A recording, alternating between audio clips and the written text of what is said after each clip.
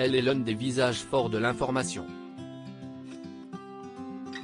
Outre son émission Apolline Matin, Apolline de Malherbe a le plaisir d'être aux commandes du face-à-face de BFM TV. Ce lundi 27 mars 2023, elle a reçu Olivier Véran, ministre délégué auprès de la Première ministre, chargé du renouveau démocratique, porte-parole du gouvernement. Et les tensions étaient au rendez-vous. Depuis plusieurs semaines, la France est marquée par les grèves contre les réformes des retraites. Une situation qui n'est a priori pas près de changer puisque le recours à l'article 49.3 a mis le feu aux poudres. Ce sujet, Apolline de Malherbe l'a bien entendu évoquer lors de son entretien avec Olivier Véran, en ce début de semaine. Elle a tout d'abord rappelé que la première ministre Elisabeth Borne avait déclaré à la AFP la veille ne plus vouloir recourir au 49.3 en dehors des textes budgétaires.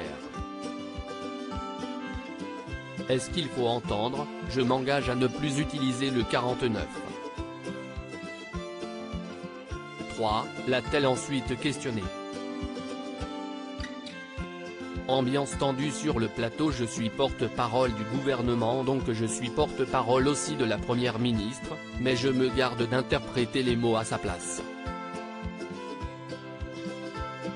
La Constitution autorise un gouvernement, lorsqu'il est potentiellement mis en minorité, à recourir à un outil constitutionnel qui s'appelle le 49.3.